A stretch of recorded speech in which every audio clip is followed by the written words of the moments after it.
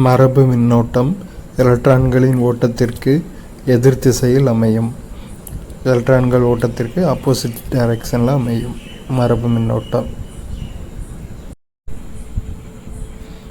1 milli ampere MA = 10⁻³ ampere, அதாவது 1/1000 ampere ஆகும். 1 micro ampere = 10⁻⁶ ampere, அதாவது 1/10,00,000 ஆம்பியர் ஆகும்.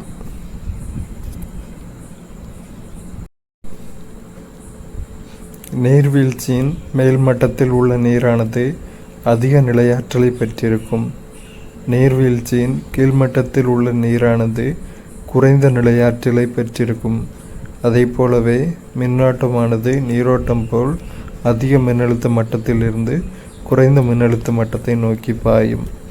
ஸோ கரண்ட் அதிக வால்டேஜ் இருக்கிற இடத்துலேருந்து கம்மியான வால்டேஜ் இருக்கிற இடத்த நோக்கி பாயும்.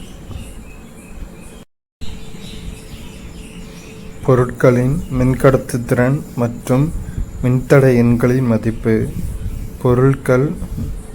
பொருள் வெள்ளி மின்தடை என்றோ 20 டிகிரி செல்சியஸில் 1.59 × 10⁻⁸ ஓமீட்டர். மின்கடத்துதிறன் 20 டிகிரி செல்சியஸில் 6.30 × 10⁻7 Ca/m. பொருள் தாமிரம் மின்தடை என்றோ 20 டிகிரி செல்சியஸில் 1.68 × 10⁻⁸ ஓமீட்டர். மின்கடத்துதிறன் தாமிரத்தின் மின்கடத்துதிறன் 20 டிகிரி செல்சியஸில் 5.98 × 10⁻7 Ca/m. பொருள் துண்டாக்கப்பட்ட தாமிரம் மின்தடை என்றோ 20 டிகிரி செல்சியஸில் 1.72 × 10⁻⁸ ஓமீட்டர். துண்டாக்கப்பட்ட தாமிரத்தின் மின்கடத்துதிறன் 20 டிகிரி செல்சியஸில் 5.80 × 10⁻7 Ca/m. பொருள் அலுமினியம் மின்தடை என்றோ 20 டிகிரி செல்சியஸில் 2.82 × 10⁻⁸ ஓமீட்டர். மின்கடத்துதிறன் அலுமினியத்தின் மின்கடத்துதிறன் 20 டிகிரி செல்சியஸில் 3.5 × 10⁻7 சிக்மா Ca/m.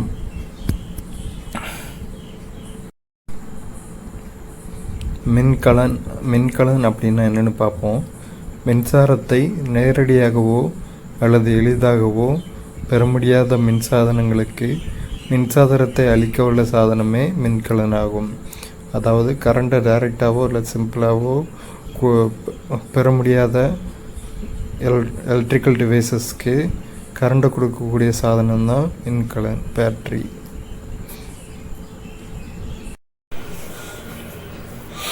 கரைசல்களில் அயனிகளாக மாறும் தன்மை கொண்ட பொருட்கள் மின்பகுளிகளாகும். இவை மின்னோட்டத்தை கடத்தக்கூடிய திறனை பெற்றிருக்கும். மின்பகுளிகள்னா என்னென்னா, ஒரு சொல்யூஷனில் அயான்ஸாக கன்வெர்ட் பண்ணக்கூடிய கெப்பாசிட்டி இருக்கிற பொருட்கள் தான் மின்பகுளிகள். இவை கரண்ட்டை டிரான்ஸ்ஃபர் பண்ணுற கெப்பாசிட்டியை பெற்றிருக்கும். நமது உடலில் இயற்கையாக உருவாகும் மின்சைகைகளின் துலங்கலாக அனைத்து தசைகளும் இயங்கும்.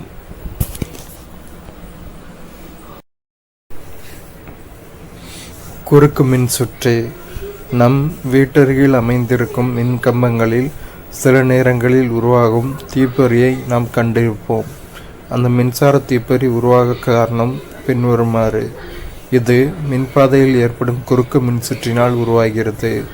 குறுக்கு சுற்று என்பது இரு மின்னோட்டம் செல்லும் கடத்திகளுக்கு இடையே ஏற்படும் மிக குறைந்த மின்தடையினால் ஏற்படும் மின்சுற்று குறுக்கு மின்சுற்று ஆகும். வெல்டிங் செய்தல் குறுக்கு மின்சுற்றின் விளைவாக உருவாகும் வெப்பத்தின் நடைமுறை பயன்பாடே ஆகும்.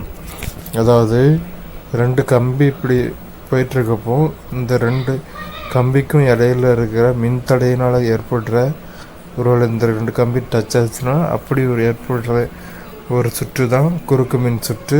இதுக்கு எக்ஸாம்பிள் வெல்டிங் பண்ணுறது.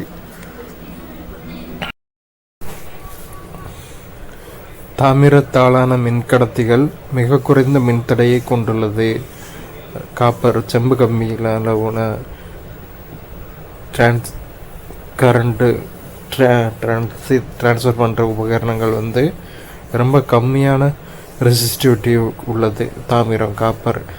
இதன் காரணமாக தாமிர கம்பிகள் வீட்டு மின் சுற்றுகளில் பயன்படுத்துகின்றன. ஸோ கம்மியான ரெசிஸ்டிவிட்டி இருக்கிறதுனால கரண்ட்டு நல்லா ஃப்ளோ ஆகும்.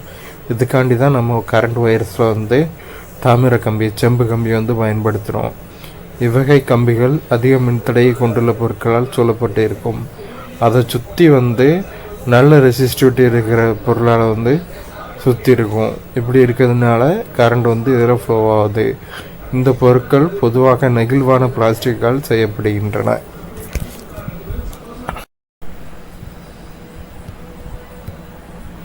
சிம் கார்டுகள், கணினிகள் மற்றும் ஏடிஎம் கார்டுகளை பயன்படுத்தப்படும் சிப்புகளானது சிலிக்கான் மற்றும் ஜெர்மானியம் போன்ற குறைக்கடத்திகளால் ஆக்கப்பட்டிருக்கும்.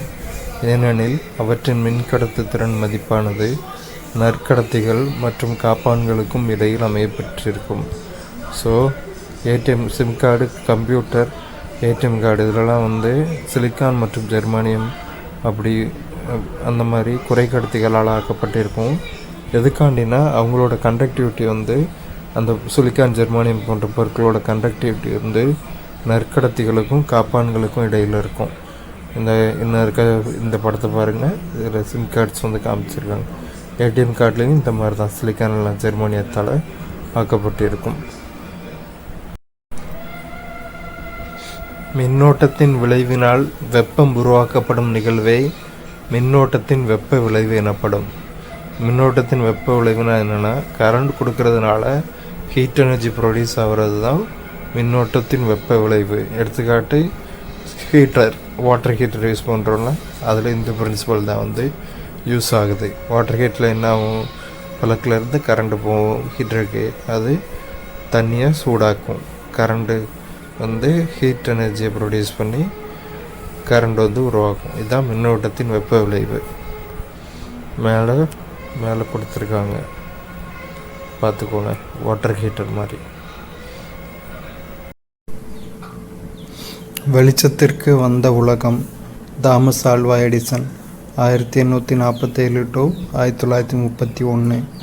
தாமஸ் ஆல்வா எடிசன் சிறு வயதிலேயே ஸ்கார்லட் என்ற காய்ச்சலால் பாதிக்கப்பட்டு 8 வயதில்தான் அமெரிக்காவில் உள்ள போர்ட் ஹூரன் பள்ளிக்கு சென்றார். சிறு வயதிலேயே காது கேட்கும் திறன் குறைவாக இருந்தது. அதனால் ஒரு நாள் ஆசிரியர் அவரை கடுமையாக திட்டியதால் அவர் பள்ளியிலிருந்து பாதியிலேயே நின்றுவிட்டார்.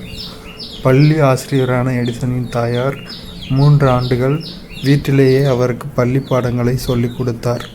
தமது 7வது வயது முதல் வீட்டில் பயன்படுத்தும் மின்சாதனங்களின் மீது எடிசனுக்கு ஆர்வம் ஏற்பட்டது.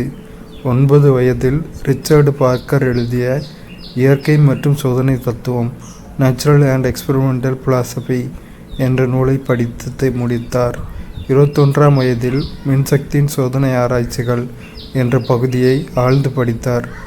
முதலில் எடிசனுக்கு ரயில் நிலையத்தில் தந்தி இயக்கும் வேலை கிடைத்தது. அதிவேக தந்தி இயக்குதலுக்கு புகழ் பெற்றவர் எடிசன். இவரது முதல் கண்டுபிடிப்பு மின்தந்தி போன்ற தந்தி தொடர்பான கருவிகளே ஆகும். 1877ஆம் ஆண்டு எதிர்பாராதவாறு எடிசன் கண்டுபிடித்த தொழில்நுட்ப முன்னோடி சாதனம் ஒளிவரைவி கிராமோஃபோன் ஆகும். பிளாட்டினம் கம்பிச்சுருளை வெற்றிட குமிழி ஒன்றில் உபயோகித்து கட்டுப்படுத்திய மின்னோட்டத்தில் ஒளிர வைத்தார். இதுதான் எடிசன் 1879ஆம் ஆண்டு கண்டுபிடித்த முதல் மின்விளக்கு. எடிசன் விரைவில் எரியக்கூடிய மின்விளக்கினை கண்டுபிடித்தார். இது 1897ஆம் ஆண்டு காட்சிப்படுத்தப்பட்டது. இயந்திர ஆற்றலால் இயங்கும் மின்சார சேமிப்பு கலனில் மின்னழுத்தம் வோல்டேஜ் உண்டாகி கம்பி முனையில் மின்திறன் எலக்ட்ரிக் பவர் கிடைக்கிறது. எதிர்மறையாக மின்சார சேமிப்புகளின் முனைகளில் மின்னழுத்தம் செலுத்தினால் அதே கருவி இயந்திர சக்தியை தரும் மின்சார மோட்டார், எலக்ட்ரிக் மோட்டார் ஆனதை எடிசன் நிரூபித்து காட்டினார். கிளெடாஸ்கோப் படப்பிடிப்பு கருவியை விரிவாக்கி 50 அடி நீளமுள்ள படச்சுருளை மின்சார மோட்டார் மூலம் சுற்ற வைத்து உருப்பெருக்கின் வழியாக பேசும் படங்களை திரைப்பட படப்பிடிப்புக்காக 1891ஆம் ஆண்டு பதிவு செய்தார். எடிசன் மறைந்த அன்று நியூயார்க் நகரில் உள்ள சுதந்திர தேவி சிலையின் கையில் இருந்த தீப்பந்தம் ஒளியிழந்தது. சிகாகோ பிராட்வே வீதிகளில் உள்ள விளக்குகள், பயணப்போக்கு விளக்குகள் தவிர மற்ற எல்லா விளக்குகளும் ஒளியிழந்தன. எடிசன் ஒரு கண்டுபிடிப்பாளரும் தொழிலதிபரும் ஆவார். இவர் ஒளிவிளக்கு, மின்சார மோட்டார், ஒளிவரைவி, திரைப்பட படப்பிடிப்பு கருவி உள்ளிட்ட பல கருவிகளை கண்டுபிடித்தார். வாழ்க்கையில் பல இன்னல்களை தாண்டி இருளிலிருந்து இந்த உலகை வெளிச்சத்திற்கு கொண்டு வந்தவர் என்ற பெருமைக்குரியவர் எடிசன் அவர்களே ஆவார்.